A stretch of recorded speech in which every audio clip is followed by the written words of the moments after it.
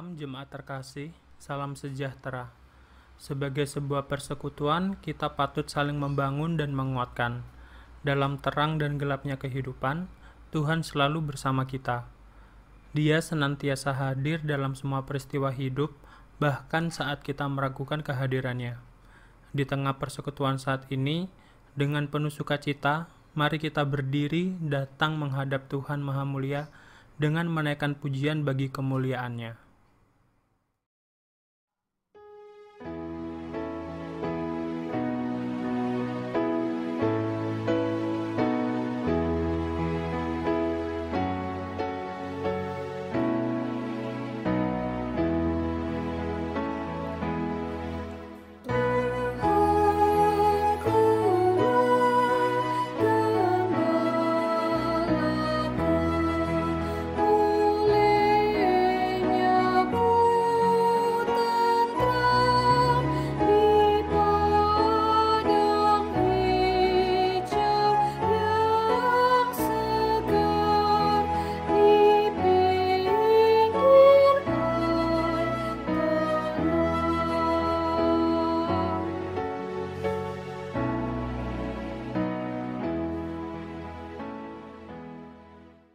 Mari kita berdoa sebelum memulai ibadah kita pada malam hari ini. Allah Bapa kami yang ada di surga, kami mengucap syukur atas berkat, kesehatan, dan karunia yang telah Tuhan Yesus berikan bagi kami. Malam ini kami berkumpul kembali untuk bersekutu dalam ibadah rumah tangga. Berkati ibadah ini ya Tuhan, supaya dapat berkenan di hadapan-Mu, juga pelayan firman yang akan menyampaikan firman-Mu, sehingga dapat memberitakan firman yang dapat berguna dalam kehidupan kami sehari-hari. Ya Tuhan, ampunilah kekurangan dan dosa yang telah kami perbuat. Terima kasih ya Tuhan, hanya di dalam nama Tuhan Yesus Kristus kami sudah berdoa. Amin. Pujian kepada Allah diambil dari Mazmur 23 ayat 1-6. Tuhan adalah gembalaku, takkan kekurangan aku. Membaringkan aku di padang yang berumput hijau. Ia membimbing aku ke air yang tenang. Ia menyegarkan jiwaku. Ia menuntun aku di jalan yang benar. Oleh karena namanya. Sekalipun aku berjalan dalam lembah kekelaman, aku tidak takut bahaya. Sebab Engkau besertaku. Gadamu dan tongkatmu, itulah yang menghibur aku. Engkau menyediakan hidangan bagiku di hadapan lawanku. Engkau mengurapi kepalaku dengan minyak. Pialaku penuh melimpah. Kebajikan dan kemurahan belaka akan mengikuti aku seumur hidupku. Dan aku akan diam dalam rumah Tuhan sepanjang masa.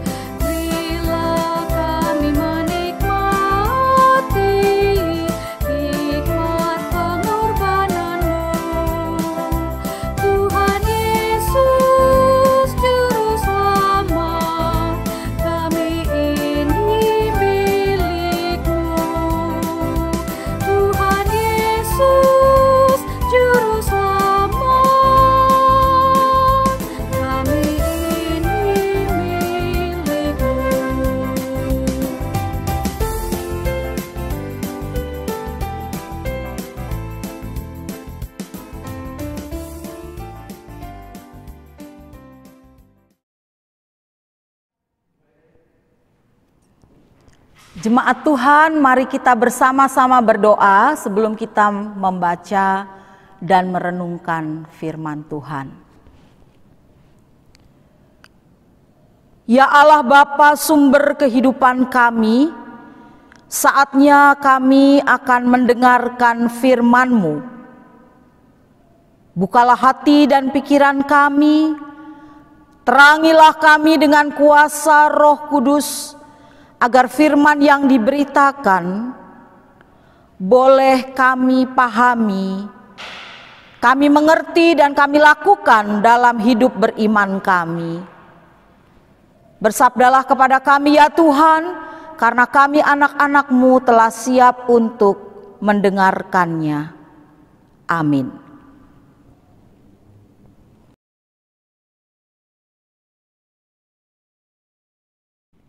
Mari berdiri untuk mendengarkan firman Tuhan melalui pembacaan Alkitab yang tertulis di dalam Mika 7 ayat 14 sampai 20. Mika 7 ayat 14 sampai 20 yang menyatakan, gembalakanlah umat-Mu dengan tongkat-Mu, kambing domba milik-Mu sendiri yang terpencil mendiami rimba di tengah-tengah kebun buah-buahan. Biarlah mereka makan rumput di Basan dan di Gilead, seperti pada zaman dahulu kala. Seperti pada waktu engkau keluar dari Mesir, perlihatkanlah kepada kami keajaiban-keajaiban. Biarlah bangsa-bangsa melihatnya dan merasa malu atas segala keperkasaan mereka. Biarlah mereka menutup mulutnya dengan tangan dan telinganya menjadi tuli. Biarlah mereka menjilat debu seperti ular, seperti binatang menjalar di bumi.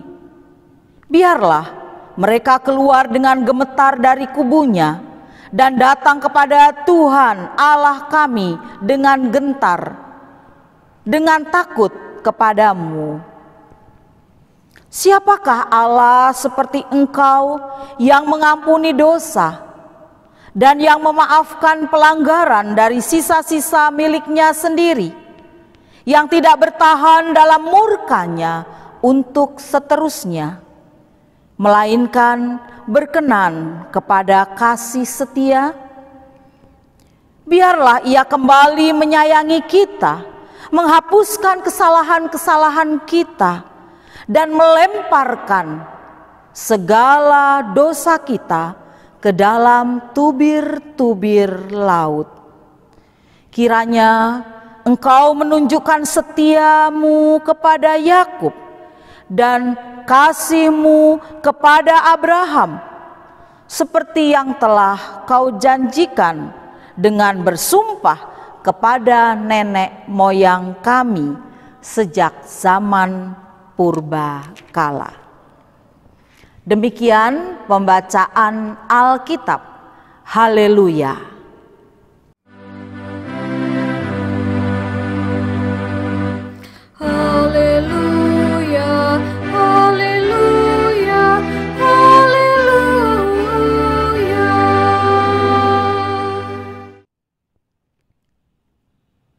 Selamat malam Bapak Ibu Saudara jemaat yang dikasihi Tuhan Yesus dan yang mengasihi Tuhan Yesus. Bacaan kita pada hari ini dari Mika pasal 7 ayat 14 sampai dengan ayat 20 dengan judul Siapakah Allah seperti Tuhan. Bacaan ini masih masuk di dalam satu konteks pembacaan tentang pemimpin, tentang sosok pemimpin, bahkan tentang figur pemimpin yang ditulis oleh Mika. Sebelumnya, sebagaimana pada hari Minggu kemarin, saya sudah menjelaskan siapa Mika. Tetapi tidak apa-apa kalau saya ulang sedikit, bahwa Mika itu dari bahasa Ibraninya disebut Mikayahu, yang artinya siapakah seperti Yahweh.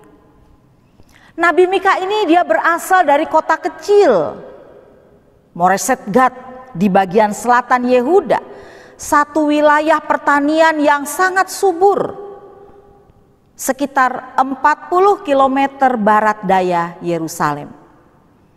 Dia berasal dari satu desa dan dari satu keluarga yang sangat sederhana. Dia hidup sekitar abad ke-8 sebelum Masehi, di zaman Raja Uzia, zaman Raja Yotam, zaman Raja Ahaz, dan juga zaman Raja Hizkia.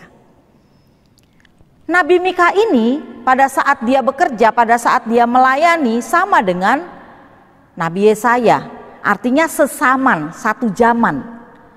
Tetapi kalau mau dilihat, Nabi Yesaya dia lebih berhubungan dengan kegiatan penduduk dan kegiatan orang atau yang ada di kota itu. Tetapi Mika justru lebih concern, lebih memperhatikan yang terjadi di antara orang-orang kecil, di antara masyarakat kecil di desa-desa.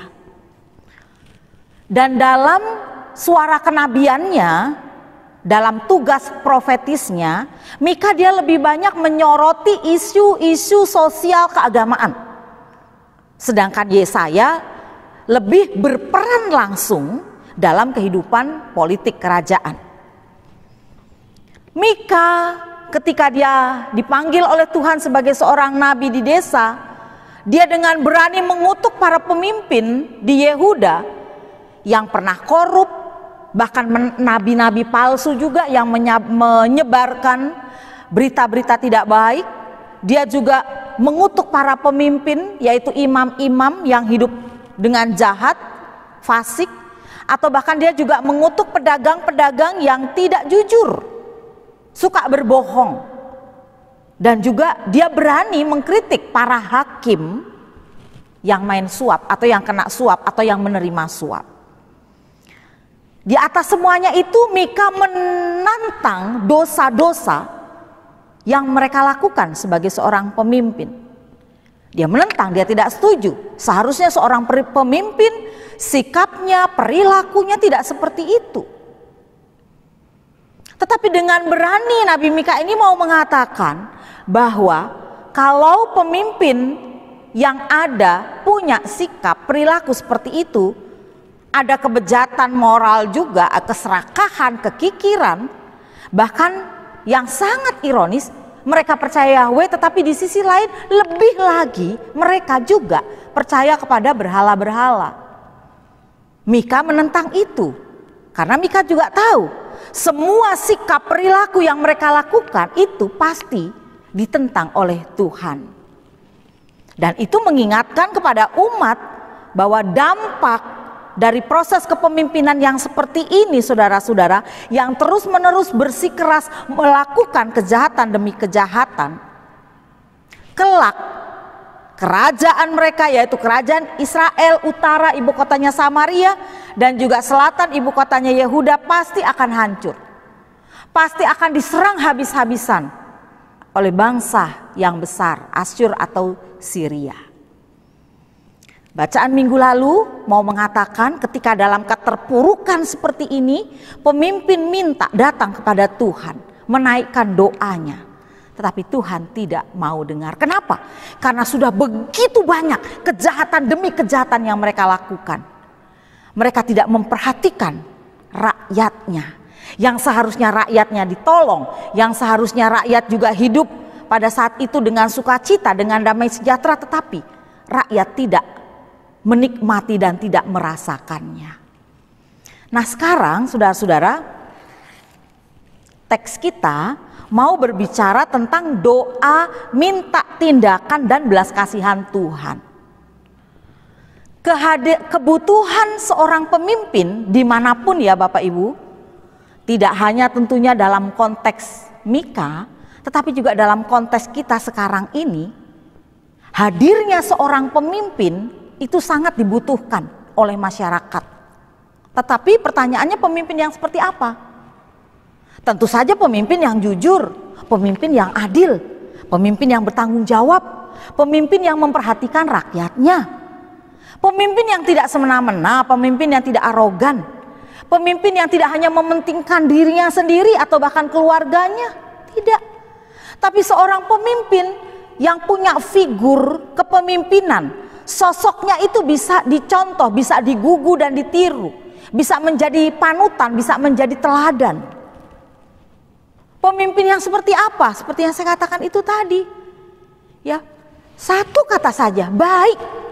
Ya, baik kepada siapa? Baik kepada rakyatnya. Dan figur seperti itu di konteks penulisan Mika ini tidak ada pemimpin yang seperti itu. Oleh karena itu saudara-saudara, Mika 7 ayat 14 sampai dengan ayat yang ke-20 ini merupakan perikop penutup. Coba Bapak Ibu Saudara lihat ya.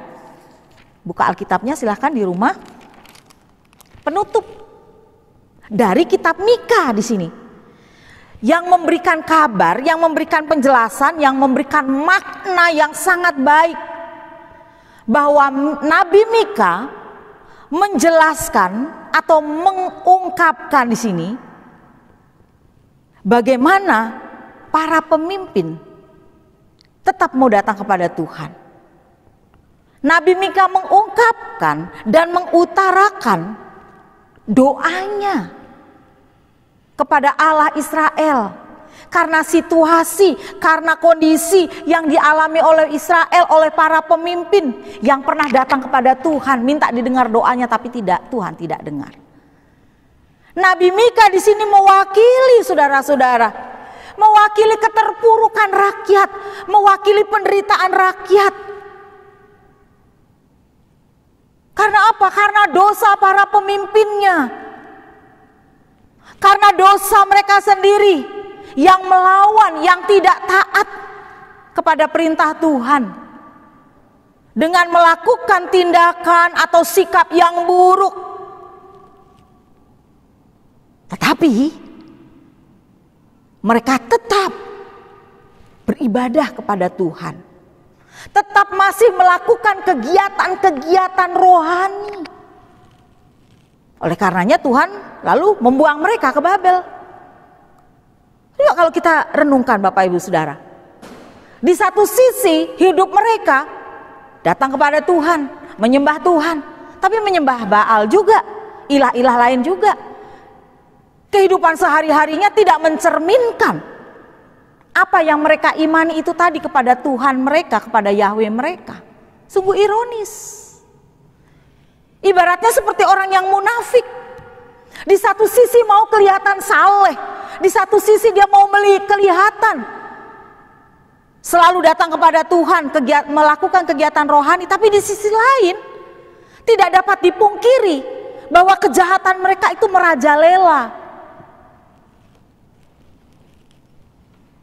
Dikotomi, Bapak Ibu Saudara. Di sini ada dua sisi kehidupan umat. Satu sisi baik, lalu kemudian satu sisi yang jahat. Tuhan melalui Nabi Mika tidak menghendaki seperti itu. Kalau mereka setia dan taat kepada Tuhan dalam beribadah, dalam kerohanian mereka, maka hendaklah kesetiaan, ketaatan dan kerohanian mereka itu tercermin dalam sikap hidup mereka sehari-hari. Jadi bukan berarti di satu sisi berbuat baik, di sisi lain berbuat jahat. Mau datang ke bait Allah kepada Tuhan berbuat baik lagi, dalam keseharian dengan rakyat berbuat jahat lagi, tidak. Tak ubahnya seperti kita juga ya Bapak Ibu Saudara. Hari Minggu mau ke gereja, hari Minggu mau beribadah, ada pengakuan dosa di sana. Mari Jo, kita mengaku dosa atas perbuatan yang sudah kita lakukan. Tetapi Senin sampai dengan Sabtu berbuat dosa lagi. Tentu bukan seperti itu yang diharapkan. Kita diminta kalau kita mau hidup saleh, kalau kita mau hidup jujur, rohani kita tetap tertata, kesetiaan dan ketaatan kita kepada Tuhan yang kita nampakkan, yang kita wujudkan di hari Minggu itu. Maka seyogyanya di hari Senin sampai dengan hari Sabtu juga sama. Sama kesetiaan, ketaatan kepada Tuhan, kebaikan kita kepada Tuhan, kita lakukan juga. Itu artinya di sepanjang kehidupan kita, hidup kita selalu berdasarkan firman dan perintahnya. Saudara, Nabi Mika berdoa agar Tuhan sendiri di sini yang menjadi pemimpin, menjadi gembala, sosok gembala atas umatnya, sebab tidak ada seorang pun dari bangsa Israel yang berlaku jujur, kata Mika. Bahkan berlaku saleh para pejabat bertindak sewenang-wenang, tidak peduli pada kebenaran. Uang itu begitu berkuasa atas hidupnya, sehingga apa? Hukum dapat diputarbalikkan, hukum dapat dibeli, dapat disuap, dan para hakim ada di situ. Ada krisis kepercayaan di mana teman bisa menjadi lawan. Pasal 7 ayat 5. Yang ada hanya kepentingan, kita mengenal itu. Tidak ada kawan yang abadi dan tidak ada lawan atau musuh yang abadi. Yang ada hanyalah kepentingan. Anak-anak Tuhan jangan seperti itu. Ketika ada kepentingan, maka di situ kita berbuat baik. Ketika kita tidak ada kepentingan, kita masa bodoh. Ketika kita tidak ada concern dan kepentingan di situ, kita main gasak. Ya, kita main tebas, kita berlaku jahat, kita berlaku curang dan lain sebagainya. Tapi ketika ada kepentingan, semua hal bisa dihalalkan, dimuluskan, semua bisa. Karena apa? Karena ada kepentingan. Anak-anak Tuhan tidak. Dimanapun Tuhan tempatkan dan dimanapun kita berada, begitu ya. Dimanapun Tuhan tempatkan dan dimanapun kita berada, kita diminta untuk selalu menjadi garam dan terang, untuk selalu menjadi berkat bagi orang-orang yang ada di sekitar kita. Dalam konteks Mika, kejahatan pun akhirnya bisa masuk dalam kehidupan keluarga rumah tangga. Tidak ada sikap saling menghargai dalam relasi orang tua atau menantu, di sini katakan ayat yang ke-6, atau mertuanya. Kehidupan rumah tangga berada di dalam titik kehancuran dan Nabi Mika tidak dapat berbuat banyak menghadapi situasi demikian. Nabi Mika hanya berserah pada campur tangan Tuhan dan dia percaya bahwa Tuhan akan bertindak menolong umatnya. Jadi saudara-saudara, dalam doanya ini Nabi Mika meminta agar Tuhan menjadi gembala karena umat itu telah salah jalan, telah menyimpang sedemikian rupa, menyimpang bahkan menyembah dewa-dewi atau berhala-berhala Kanaan, dan lebih mengandalkan pada kekuatan manusia daripada kekuatan Tuhan. Hanya Tuhanlah yang dapat melepaskan mereka, saudara-saudara, dari jalan yang menyimpang, yang salah itu. Hanya Tuhan yang bisa membawa mereka ke tempat yang dikehendakinya. Dan Nabi percaya bahwa umat Tuhan dapat diselamatkan dari dosa mereka, sama seperti yang dialami oleh bangsa Israel saat mereka dibebaskan dari kuasa Mesir. Tuhan yang menghukum bangsa Mesir dengan 10 tulah dan yang memelihara umat Israel dengan segala berkat-berkatnya yang ajaib. Demikianlah doa dan harapan Nabi Mika bagi masa depan umat Tuhan. Jadi Bapak Ibu Saudara, bacaan kita yang ayat 14 sebagai penutup di perikop ini, di Mika 7 ini, 14 sampai dengan ayat 20, mau mengajarkan kepada kita, saudara-saudara, untuk apa? Untuk selalu bersandar kepada Tuhan, untuk selalu meminta kepada Tuhan. Kita tidak boleh putus asa dan kecewa menghadapi situasi apapun. Jika saudara dan juga saya putus asa dan kecewa karena ada ketidakadilan, karena kesenang-wenangan, karena seharusnya kita sudah ada di atas pucuk pimpinan, tapi karena ada orang yang tidak suka, karena ada orang yang iri, karena ada orang yang tidak menghendaki kita ada di pucuk pimpinan, karena kita orang Kristen, kita disabotlah, ya, atau mungkin kita juga difitnah dan lain sebagainya. Mungkin kita mengalami itu. Mungkin ada jemaat, para bapak, para suami yang mengalami itu di kantor, di perusahaan dan lain sebagainya. Atau mungkin juga karena tekanan hidup yang berat di masa pandemik seperti ini, Bapak Ibu Saudara. Tekanan ekonomi, mau makan mungkin susah. Makan apa adanya. Itu pun kalau bisa makan apa adanya. Kalau bingung hari ini mau makan apa yang akan dimakan? Besok bagaimana? Atau mungkin kalau saudara dan juga saya mengalami sakit dan penyakit yang lama sekali, bahkan sampai saat ini masih kita rasakan penyakit itu. Menghadapi situasi seperti itu, saudara-saudara, kita bisa menyimpang dari jalan Tuhan. Kita bisa menjauh daripada Tuhan. Bahkan kita bisa mempersalahkan Tuhan. Kita mengatakan, ini tidak adil. Tidak adil buat aku Tuhan. Bisa saja kita kemudian juga tidak lagi taat kepada Tuhan. Kita mudah diombang-ambingkan dengan berbagai macam tawaran, tantangan yang menggiurkan mungkin. Yang melemahkan iman kita. Bahkan bukan hanya saja lemah iman kita, tapi kita bisa jatuh dan terperosok di dalamnya, bahkan meninggalkan Tuhan Yesus. Atau misalnya kita jika terjadi dalam hidup keluarga dan rumah tangga kita diambang kehancuran. Sebab apa? Sebab tidak ada lagi sikap saling mempercayai, tidak ada lagi sikap saling menghargai. Tidak ada lagi sikap saling menghargai, mencintai dan mengasihi dalam keluarga. Orang tua juga mungkin merasa gagal dalam mendidik anak.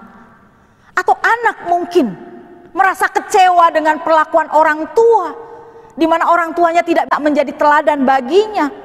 Sehingga dia labil, bingung, bimbang, mudah terperosok, mudah jatuh ke dalam pencobaan.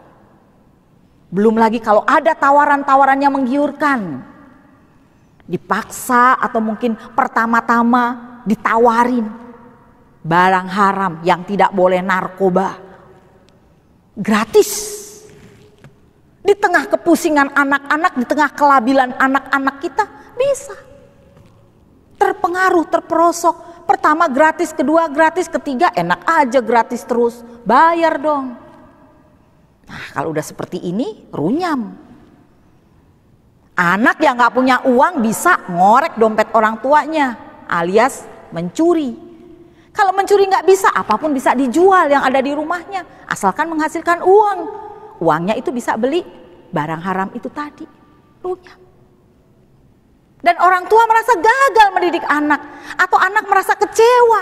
Dia berlaku seperti itu karena melihat orang tuanya yang berkelahi terus dalam rumah tangga misalnya.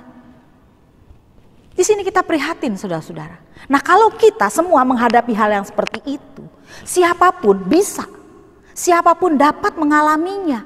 Bagaimana? Firman Tuhan katakan kepada kita tadi, jangan putus asa, jangan kecewa. Tapi seperti Nabi Mika, datang kepada Tuhan. Berdoa kepada Tuhan. Agar Tuhan melepaskan semua beban dan penderitaan kita. Bukankah dikatakan di sini bahwa gembalakanlah Tuhan sebagai gembala kita. Dan kita yakin percaya. Kalau firman Tuhan mengatakan segala kekhawatiran kita, segala kekecewaan kita, putus asa kita dan lain sebagainya, firman Tuhan katakan serahkan saja kepada Tuhan. Ya, sebab apa? Sebab Tuhan itulah yang memelihara aku, yang memelihara kita. 1 Petrus 5 ayat 7. Serahkanlah segala kekhawatiranmu kepadanya, sebab Ia yang memelihara kamu. Apa yang saudara dan juga saya hadapi hari ini akan tetap menjadi masalah yang besar, masalah yang menakutkan dan beban yang berat jika kita tidak datang kepada Tuhan. Jika kita tidak memohon pertolongan Tuhan. Masalahnya adalah bukan apakah Tuhan tidak menolong, tetapi karena ketidakpercayaan kepada Tuhan, kita sudah pesimis duluan. Bisa gak ya Tuhan nolong saya? Keterpurukan saya seperti ini, sakit dan penyakit saya gak sembuh-sembuh. Kita ragu akan kuasa Tuhan. Oleh sebab itu kita tidak boleh ragu. Ketika kita percaya, serahkan semua itu kepada Tuhan. Yakin dan percaya Tuhan akan memberikan yang terbaik dalam kehidupan kita.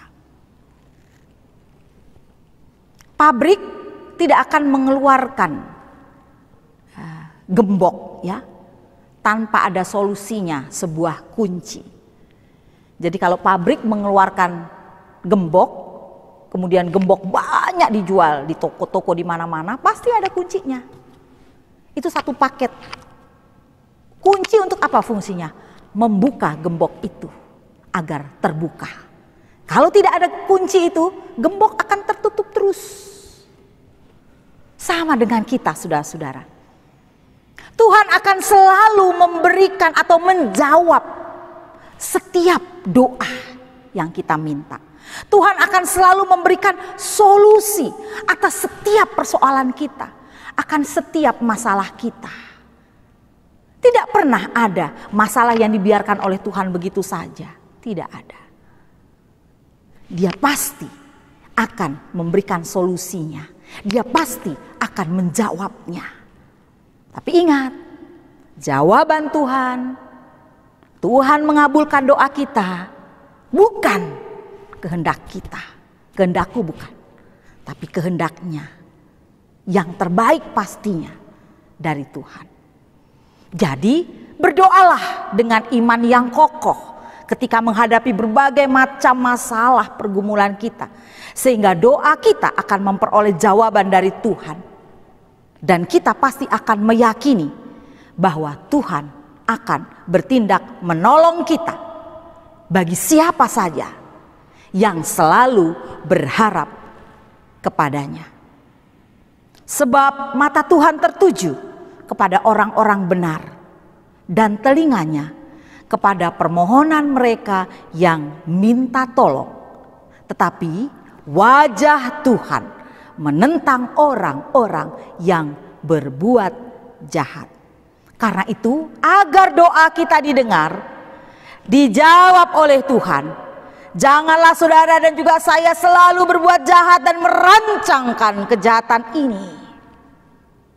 Mulai dari hari ini, mulai dari sekarang, besok, dan selama-lamanya. Sebab apa? Sebab perbuatan jahat kita menghambat datangnya berkat-berkat Tuhan. Seperti yang dikatakan oleh Nabi Yeremia di dalam pasal 5 ayat 25. Kesalahanmu menghalangi semuanya ini dan dosamu menghambat yang baik daripadamu. Amin.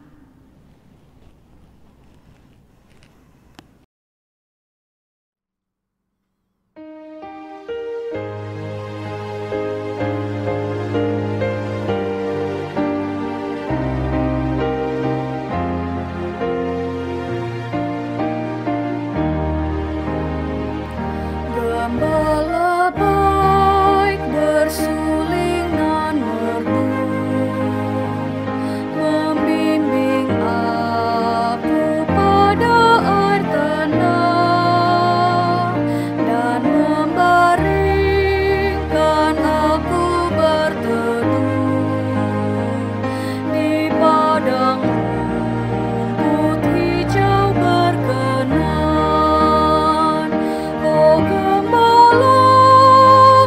itu Tuhanku, membuat aku tenteram hening, mengalir dalam sungai kasih-Ku, kuasa damai jelang bening.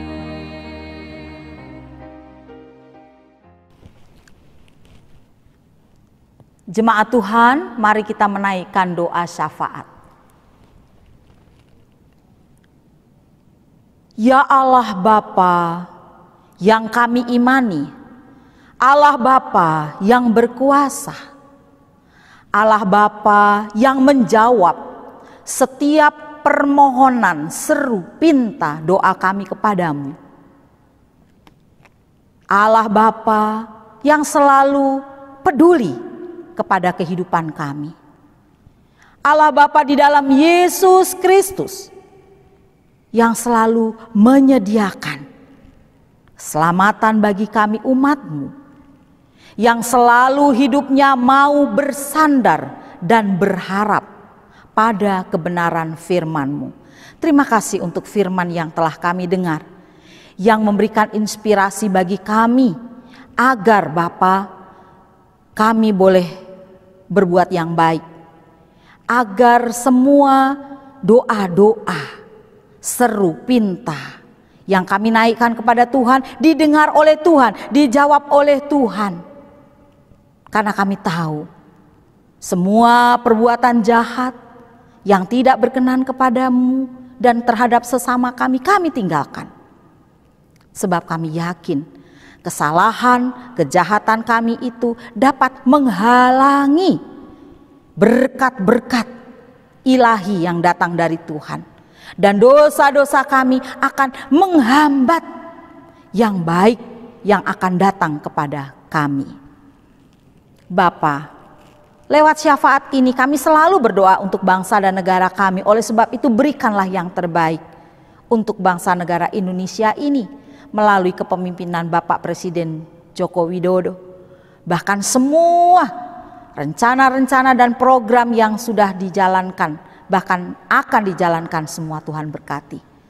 Tuhan juga memberkati setiap pelayanan gereja. Kami tidak menyebutkan denominasinya, tapi kami percaya Tuhan menyertai gereja-gereja yang ada di dunia, gereja-gereja yang ada di Indonesia, termasuk gereja kami GPIB, baik itu di tingkat sinodal, di tingkat pelayanan musyawarah pelayanan Jakarta Barat, di tingkat jemaat Sangkakala, memberkati setiap pelayanan kami meskipun secara daring atau kegiatan-kegiatan kami juga secara online melalui Zoom meeting atau melalui kegiatan-kegiatan yang lain Tuhan. Baik itu rapat-rapat, latihan-latihan juga secara daring. Memberkati juga pelayanan pegawai kami Tuhan. Memberkati setiap jemaat yang tidak kami sebutkan satu persatu. Memberikan kesembuhan, kepulihan bagi mereka yang sakit, baik di rumah atau di rumah sakit. Bagi keluarga-keluarga, anak-anak semua yang juga dalam pergumulan, kami doakan mereka. Para duda, janda, anak yatim piatu, anak-anak yang masih sekolah secara online. Jadikan kami para orang tua dapat mendidik anak-anak dengan baik. Keluarga-keluarga yang menantikan anaknya, keluarga-keluarga yang mendambakan jodoh teman hidup, pendamping suami atau istri bagi anak-anak dan cucunya. Kami doakan semuanya. Terima kasih ya Tuhan, ampunilah segala dosa dan kesalahan kami. Di dalam pengasihan-Mu kami mohon.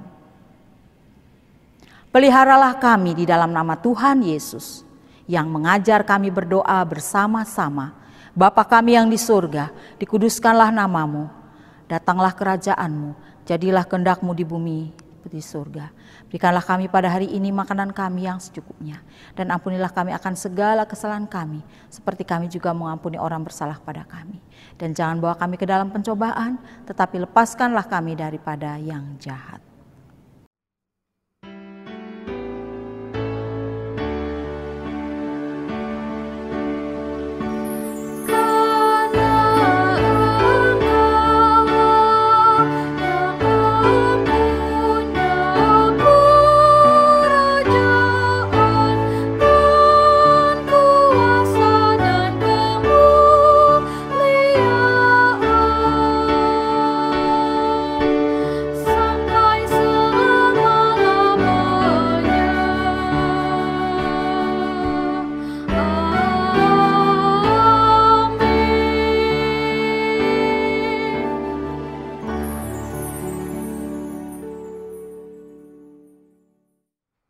Marilah kita memberi persembahan kepada Tuhan dengan mengingat nats Alkitab dari 2 Korintus 8 ayat 7 yang menyatakan, "Maka sekarang sama seperti kamu kaya dalam segala sesuatu, dalam iman, dalam perkataan, dalam pengetahuan, dalam kesungguhan untuk membantu, dan dalam kasih-Mu terhadap kami.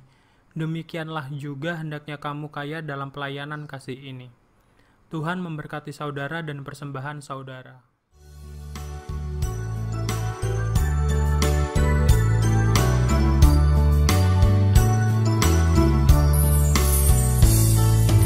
Marilah mengucap syukur pada Allah atas rahmat yang telah diberikan bagi dunia. Kristus telah berkorban bagi umat manusia. Marilah bersyukur, muliakanlah nama-Nya.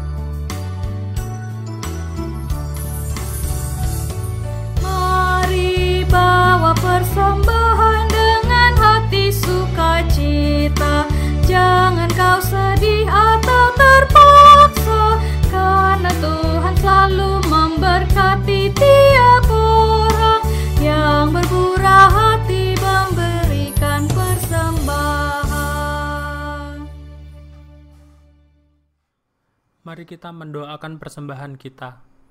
Ya Allah, Sang Pemilik kehidupan kami, inilah persembahan syukur kami untuk setiap nikmat yang Engkau beri. Ajarkanlah kami untuk mensyukuri setiap hal yang kami miliki dalam hidup ini dan menjadikannya berkat bagi sesama kami. Dalam nama Yesus Kristus, Sang Sumber Berkat, kami berdoa. Amin.